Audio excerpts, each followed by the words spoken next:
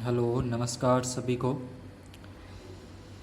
आज अपने एक नया चैप्टर शुरू करने जा रहे हैं, एक नई प्रश्नावली पृष्ठीय क्षेत्रफल एवं आयतन, जो कि आरबीएससी की किताब के अंदर प्रश्नावली 16 नंबर पे है।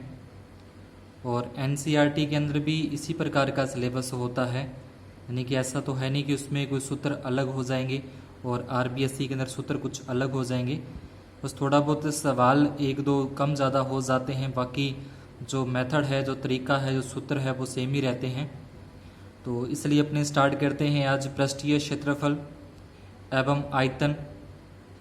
अब क्षेत्रफल क्या होता है? किसी वस्तु द्वारा जो घेरी गई जगह होती है, क्योंकि वस्तु कितनी जगह घेरती है वो क्षेत्रफल होता है। और आयतन उस वस्तु के अंदर अपनी कितनी मात्रा के अंदर कोई भी चीज़ भर सकते हैं, कोई भी वस्तु उसके अंदर अपने भर सकते हैं, वो आयतन होता है।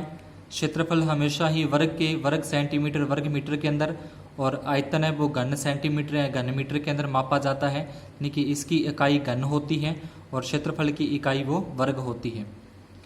जैसे किसी दीवार पे सफ़ेदी करनी है या किसी कमरे के अंदर सफ़ेदी करनी है, और आयतन का मतलब हो जाएगा कि उस कमरे के अंदर कोई भी वस्तु अपने उसके अंदर भर के रखनी है, तो वो उसका आयतन हो जाएगा। घन और घनाभ, पहला अपना दो टॉपिक लेके चलते हैं, बारी बारी से उसको आगे करेंगे। घन घनाभ है, उसके बाद जैसे बेलन, शंकु, गोला वगैरह है, तो उनके बारे में अध्ययन अपने टॉपिक वाइज करते चलते हैं। तो अपना पहला जो टॉपिक है आज का वो घन और घनाभ का क्षेत्रफल और आयतन है। घन मतलब जिसकी 6 फलकें होती हैं और 6 की 6 फलकें वो एक समान होती हैं, बराबर होती हैं। जैसे आपके घर में कोई कमरा हो, उस कमरे की जो चारों दीवारें, छत और फर्श, यानी कि 6 के 6 मिला के समान हो, उनकी लंबाई, चौड़ाई, ऊंचाई एक जैसी हो, तो वो घन होता है। और घनाभ का मतलब जो लगभग सभी के घरों में कमरे होते हैं, जिसकी आमने सामने की दीवारें या छत और फर्श है वो एक जैसी होती है, समान होती है, तो वो घनाभ होता है। घन का मतलब जैसे वर्गाकार आकृति से अपने समझ सकते हैं, वर्गाकार जो पृष्ठ होता है वो घन हो जाएगा, और जो आयताकार पृष्ठ होता है वो घनाभ हो जाएगा, उस तरीके से। तो इनके सूत्र हैं, तो सूत्र कोई भी प्रश्नावली हो मैथ के अंदर, उसके जो फॉर्मूलाज हैं, उसके जो सूत्र हैं वो अपने को आने बहुत ही ज़रूरी होते हैं।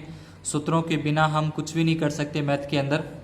सूत्र और उसके बाद कैलकुलेशन, जो टेबल वगैरह है पहाड़ी, वो अच्छे से आने चाहिए।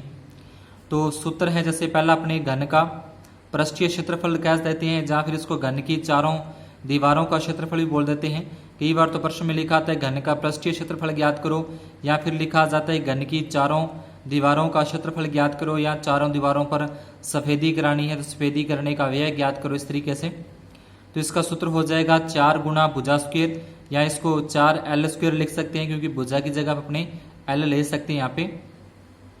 उसके बाद है घन का संपूर्ण पृष्ठीय क्षेत्रफल, यानी कि चारों दीवारों का, छत का और फर्श का, पूरी की पूरी जो बंद आकृति है, जैसे डिब्बा कोई घनाकार, तो उस पूरे का जो संपूर्ण पूरे का क्षेत्रफल है, पृष्ठीय क्षेत्रफल, संपूर्ण पृष्ठीय क्षेत्रफल बोलते हैं। 6 गुना भुजा स्क्वायर या फिर 6L स्क्वायर। ये देखना, थोड़ा मैं अंतर समझना। यहाँ पे तो पृष्ठीय क्षेत्रफल, जब अकेला पृष्ठीय क्षेत्रफल लिखा है तो 4 भुजा स्क्वायर, संपूर्ण पृष्ठीय लिखा है तो 6 भुजा स्क्वायर।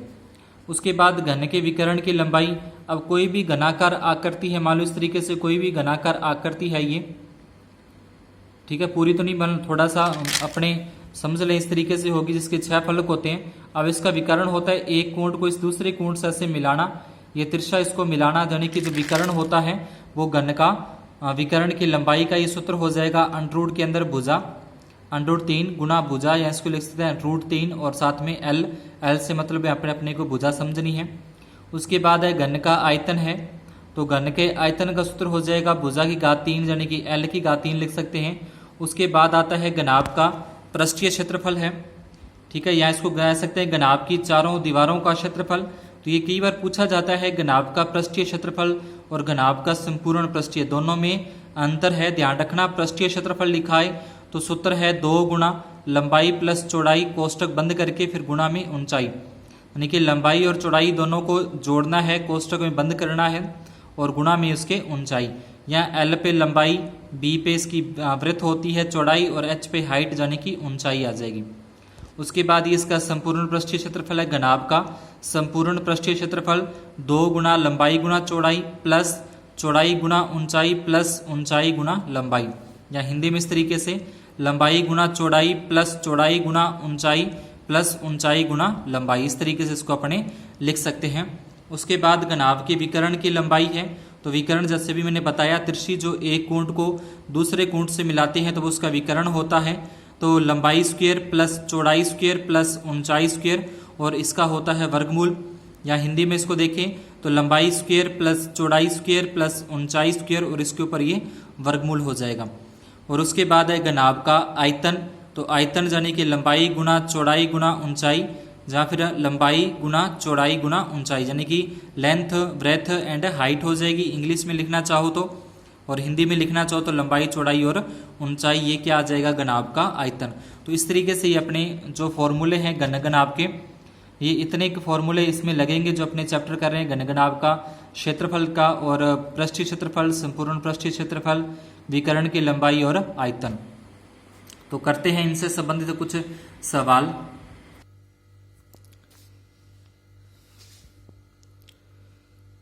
अभी तक अगर चैनल को सब्सक्राइब नहीं किया है तो पहले चैनल को ज़रूर सब्सक्राइब करें, वीडियो को लाइक अभी कर दें ज़रूर और आगे शेयर करना न भूलें। पहला सवाल है, जो भी अपने सूत्र देखे उन्हीं सूत्रों पे आधारित कुछ सवाल अपने कर रहे हैं। तो पहला सवाल अगर आप देखें यहाँ पे, एक बंद लकड़ी के बक्से की लंबाई चौड़ाई और ऊंचाई दे रखी है। लंबाई है 90 सेंटीमीटर, चौड़ाई है 50 सेंटीमीटर, ऊंचाई है 30 सेंटीमीटर। बक्से का बाहरी पृष्ठीय क्षेत्रफल ज्ञात कीजिए। तो यहाँ पे कुछ ऐसा नहीं बोला कि अपने क्योंकि उसकी चारों दीवारों का या चारों सतहों का करना है। तो जब इस तरीके से ना बोला जाए तो अपने को फिर वो संपूर्ण पृष्ठीय ही लेके चलना है। बक्से की लंबाई दे रखी है 90, ये जो हल लिखना होता है पहले हल लिख के उसके बाद दिया है उसमें जो कुछ अपने को दे रखा है बक्से की लंबाई चौड़ाई ऊंचाई, और उसके बाद ये ज्ञात करना है अपने को बक्से का बाहरी संपूर्ण पृष्ठीय क्षेत्रफल आ जाएगा। ये सूत्र जो भी मैंने आपको बताया वो सूत्र अपने यहाँ पे लगा देंगे। 2 गुना लंबाई गुना चौड़ाई प्लस चौड़ाई गुना ऊंचाई प्लस ऊंचाई गुना लंबाई। अब देखो इसमें मान रखने हैं, कुछ भी इसमें खास ऐसा नहीं होता। 2 का जैसे 2 आ गया, ध्यान से देखते रहना, मान 2 का 2, कोष्टक शुरू हो रहा है यहाँ पे तो यहाँ पे कोष्टक शुरू कर देंगे। लंबाई है तो लंबाई अपने को यहाँ पे लिख रखेगी 90 है तो 90, गुना का निशान है गुना का निशान। चौड़ाई है तो चौड़ाई अपने को यहाँ पे दे रखी है 50 है तो 50, यहाँ पे अब निशान देखो प्लस का आ गया तो अभी प्लस का लगा दो। फिर चौड़ाई चौड़ाई वही 50, फिर गुना का निशान गुना का निशान। उसके बाद ऊंचाई अपने को ये 30 दे रखी है 30 रख दी। फिर यहाँ पे देखेंगे प्लस का निशान तो यहाँ पे प्लस का निशान। फिर ऊंचाई 30 है गुना का निशान लगा दिया, लंबाई 90 है। तो जिनके बीच में पहले गुणे के निशान है उनका पहले गुना किया जाएगा। इन दोनों के बीच में गुना का निशान है, गुना करेंगे 90 को 50 से 4500, 50 को 30 से 1500। ये बीच में प्लस का निशान है, प्लस का ही चलेगा, ये प्लस का यहाँ प्लस का। 90 को 30 से गुना करेंगे 27। अब तीनों के बीच प्लस के निशान आ गए तो अब प्लस का मतलब तीनों को जोड़ना, तो ये तीनों को जोड़ दिया। ये 2 वैसे ही चलता रहेगा और लास्ट में इस 2 का इस पूरे के साथ गुना हो जाएगी। 2 की गुना करेंगे तो 17,400 वर्ग सेंटीमीटर उस जो लकड़ी का बक्सा था उसका क्षेत्रफल आ जाएगा। उसके बाद दूसरा है, एक घनाकार डिब्बे की भुजा। अब ये बात हो रही है घनाकार डिब्बे की भुजा 12 मीटर है तो डिब्बे का संपूर्ण पृष्ठीय क्षेत्रफल ज्ञात कीजिए। तो जो प्रश्न में पहले हल जरूरी है लिखना, फिर उसके बाद दिया है डिब्बे की भुजा 12 मीटर, ज्ञात करना है घन का संपूर्ण पृष्ठीय क्षेत्रफल। उसके बाद सूत्र लगाना होता है घन का संपूर्ण पृष्ठीय क्षेत्रफल का सूत्र अभी अपने पढ़ा 6 गुना भुजा स्क्वायर, ये 6 का 6 आ जाएगा। भुजा तो भुजा अपने को दे रखी है यहाँ पे 12 मीटर दे रखी है तो 12 रख दी। उसके ऊपर घात 2 लगी है तो यहाँ पे भी इसके ऊपर घात 2 लगा देंगे, स्क्वायर कर देंगे इसकी। 12 के ऊपर घात 2 लगने का मतलब है 12 को 12 से गुना करना। तो जब 12 को 12 से गुना किया जाएगा तो ये होता है 144। ये 6 का ये 6, 144 को 6 से गुना करेंगे तो 864 वर्ग मीटर ये घनाकार डिब्बे का संपूर्ण पृष्ठीय क्षेत्रफल ज्ञात हो जाएगा। उसके बाद आगे देखें तीसरा सवाल, एक घन का संपूर्ण पृष्ठीय क्षेत्रफल 1014 वर्ग मीटर है तो घन की भुजा ज्ञात कीजिए। अब यहाँ पे तो अपने इस सवाल में तो घन की भुजा दे रखी थी 12 मीटर और क्षेत्रफल अपने को ज्ञात करना था, इसमें उल्टा कर दिया। इसमें क्या किया, क्षेत्रफल अपने को दे दिया और भुजा उसकी ज्ञात करवा रहा है। तो सूत्र यही सूत्र लगाना है, क्योंकि घन की बात हो रही है, घन के संपूर्ण पृष्ठीय क्षेत्रफल की बात हो रही है, तो ये सूत्र इसमें भी, तो इसमें आ जाएगा, दिया है घन का संपूर्ण पृष्ठीय क्षेत्रफल लिख दिया जो दे रखा है, ज्ञात करना है घन की भुजा, सूत्र लगा दें, घन का संपूर्ण पृष्ठीय क्षेत्रफल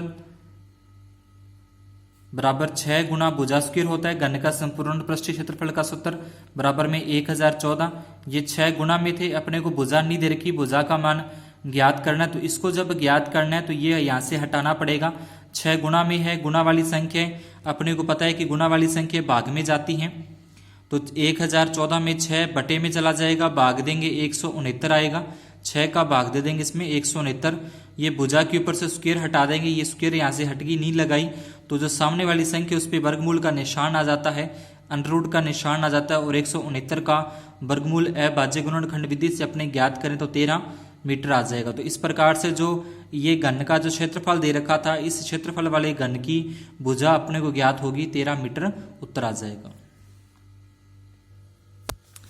उसके बाद है चौथा सवाल, एक कक्षा कक्ष की लंबाई दे रखी है 5 मीटर, चौड़ाई 3.5 मीटर व ऊंचाई 4 मीटर, ये तो उसकी लंबाई चौड़ाई ऊंचाई होगी। आगे इसने बोल दिया, ये ध्यान से देखो कि 20 रुपये प्रति वर्ग मीटर की दर से चारों दीवारों पर, तो इसको नोट करना है कि इन दीवारों पर, चारों दीवारों पर सफेदी कराने का व्यय ज्ञात कीजिए। अब इसने स्पेशली बोल दिया कि चारों दीवारों पर करवानी है, तो चारों दीवारों का जैसे अपने सूत्र पीछे लिखा था वो सूत्र अब इसमें लगेगा। तो दिया है, जो दे रखा है पहले वो लिखना होता है, कमरे की लंबाई दे रखी है अपने को, चौड़ाई दे रखी है, ऊंचाई दे रखी है, दर दे रखी है 20 रुपये प्रति वर्ग मीटर, जो उस पर सफेदी कराने की दर है, यानी कि 1 वर्ग मीटर पर 20 रुपये का खर्चा आता है सफेदी कराने का। ज्ञात करना है चारों दीवारों पर सफेदी कराने का व्यय, तो घनाभ की चारों दीवारों का क्षेत्रफल, अगर लंबाई चौड़ाई ऊंचाई तीनों अलग अलग हैं तो वो घनाभ होती है, अगर सभी भुजाएं समान हो तो वो घन होता है।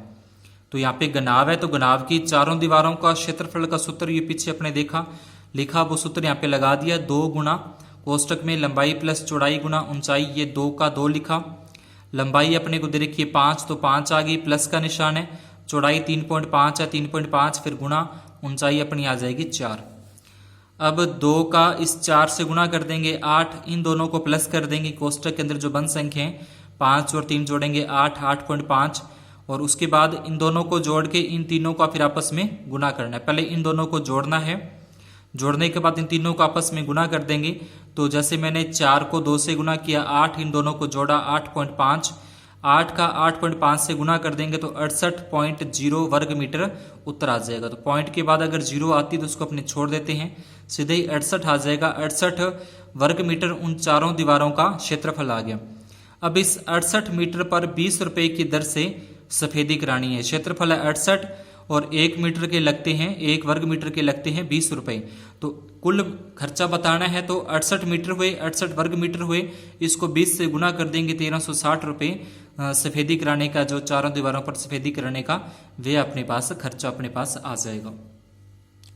उसके बाद है पांचवा, एक घनाभ 12 सेंटीमीटर लंबा, 9 सेंटीमीटर चौड़ा और 5 सेंटीमीटर ऊंचा है, घनाभ का संपूर्ण पृष्ठीय क्षेत्रफल ज्ञात करना है और आयतन। तो अब इसमें 2 ज्ञात करने, एक तो संपूर्ण पृष्ठीय क्षेत्रफल और दूसरा आयतन। तो वही तरीका है, सेम वही सूत्र, घनाभ की लंबाई दे रखी है, लिख दिया, दिया है लंबाई चौड़ाई ऊंचाई, जो प्रश्न में दे रखा है ये लंबाई चौड़ाई ऊंचाई वो लिख दी।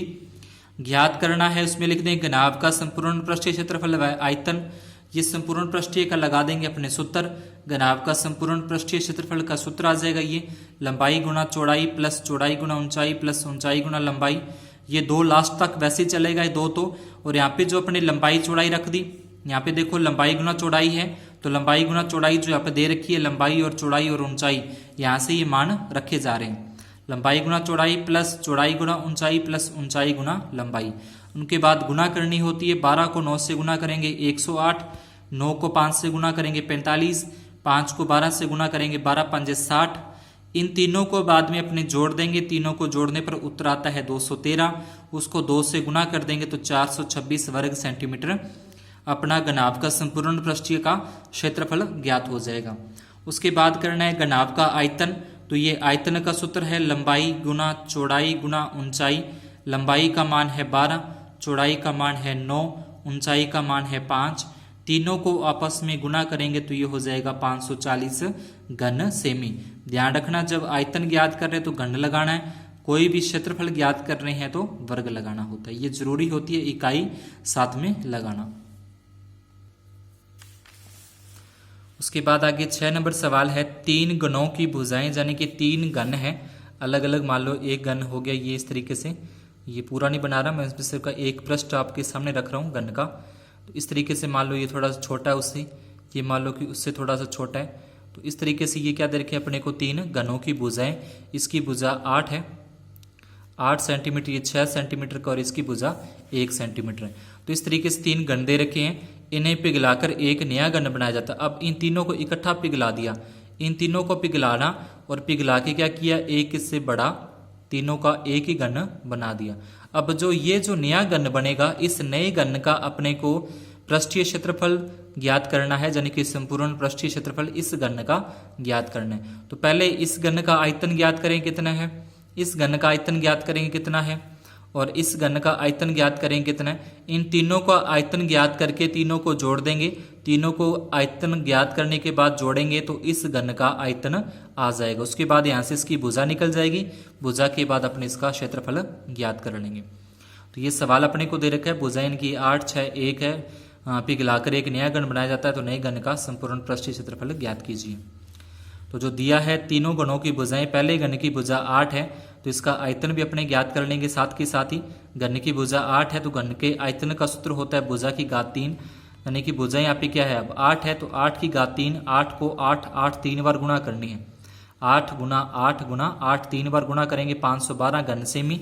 फिर दूसरे घन की भुजा अपने को 6 दे रखी है, तो इसका आयतन भी वही सूत्र है भुजा की घात 3, यानी कि 6 गुना 6 गुना 6, 3 बार 6 का गुणा करना आपस में 216 घन सेमी। फिर तीसरे घन की भुजा अपने को 1 सेंटीमीटर है, इसका आयतन ज्ञात करेंगे तो 1 को 3 बार गुणा करना है तो 1 घन सेमी आ जाएगा।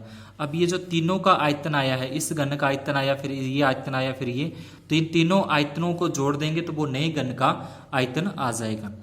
तीनों घनों को पिघलाकर बनाए गए नए घन का आयतन बराबर, तो तीनों जो अपने उत्तर निकाले 512, 216 और 1, इनको जोड़ेंगे तो ये होते हैं 729 घन सेमी हो जाएगा, 729 लिखा है यहाँ पे। तो नए घन की भुजा निकालनी है, तो भुजा निकालने के लिए यहाँ पे अपने घात 3 कर रहे थे ना, घन के सूत्र क्या होता है भुजा की घात 3, तो यहाँ पे करना पड़ेगा घनमूल निकालना पड़ेगा इसका, ठीक है। भुजा की घात 3 होती है तो भुजा निकालनी है, तो इसलिए यहाँ पे करना पड़ेगा अपने को घनमूल करना पड़ेगा। सूत्र क्या होता है भुजा की घात 3 होता है, और अपने को बराबर में कितना आ गया 729 आ गया। अब ये ऊपर से 3 हटाएंगे ना, ये वाला 3 हटाएंगे तो इसके ऊपर इस तरीके से यहाँ पे आ जाएगा, घनमूल बोलते हैं इसको। और घनमूल कैसे निकालना होता है, 729 के अपने से करेंगे गुणनखंड, अभाज्य गुणनखंड करेंगे, और अभाज्य गुणनखंड जैसे अपने 3 से स्टार्ट किया, इसको 2 से जाएगा नहीं, 3 एकम 3, 3 दूनी 6, 1 बच गया, 4 3 12, 3 3 9, फिर 3 से करेंगे इस तरीके से, 8 3 24, फिर 3 से करेंगे 27 3 81, फिर 3 से करेंगे 9, इस तरीके से। और 3 संख्याओं के जोड़े बनाने हैं अपने को, ठीक है।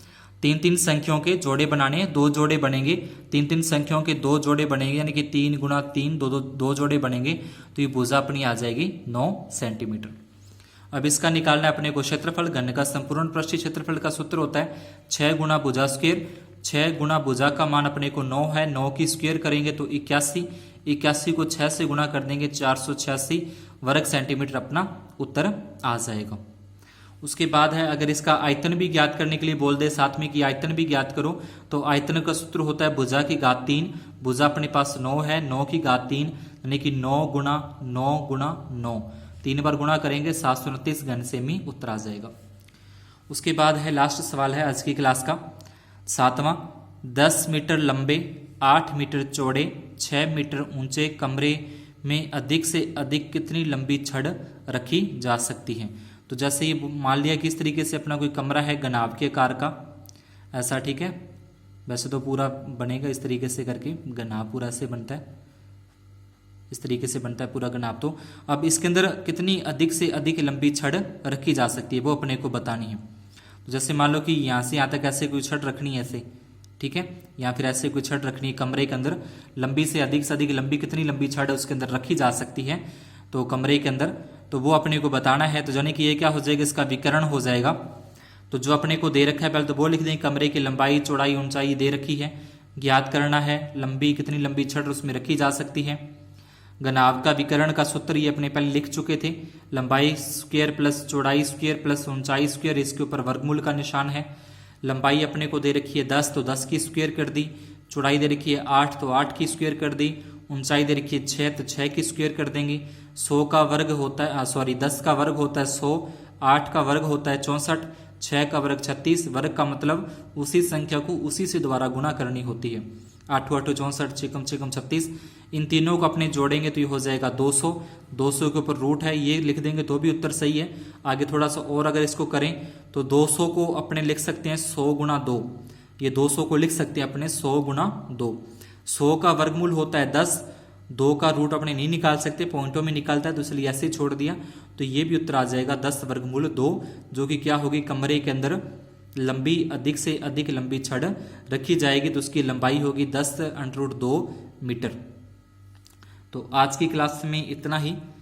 वीडियो अच्छा लगा हो तो चैनल को सब्सक्राइब जरूर करना जिन्होंने अभी तक नहीं किया है, और जो बेल आइकन जहाँ पे आप वीडियो देख रहे हो इस तरीके से एक घंटी सी बनी होगी तो उसको प्रेस करके और ऑल पे क्लिक कर देना। प्रेस करोगे तो ऑल आ जाएगा ऊपर, तो उसको भी प्रेस कर देना। वीडियो को लाइक और कमेंट करके जरूर बताएंगे कैसा लगा आपको, और वीडियो को आगे शेयर करना न भूलें। जहाँ पे वीडियो देख रहे हो वहाँ पे नीचे एक लिखा हुआ है शेयर SHARE, तो वहाँ पे आप क्लिक करोगे तो आगे वो आप शेयर कर दें, जैसे व्हाट्सअप अपने जो भी व्हाट्सअप कॉन्टैक्ट है उन पे सभी को शेयर करना न भूलें। धन्यवाद, शुभ दिन।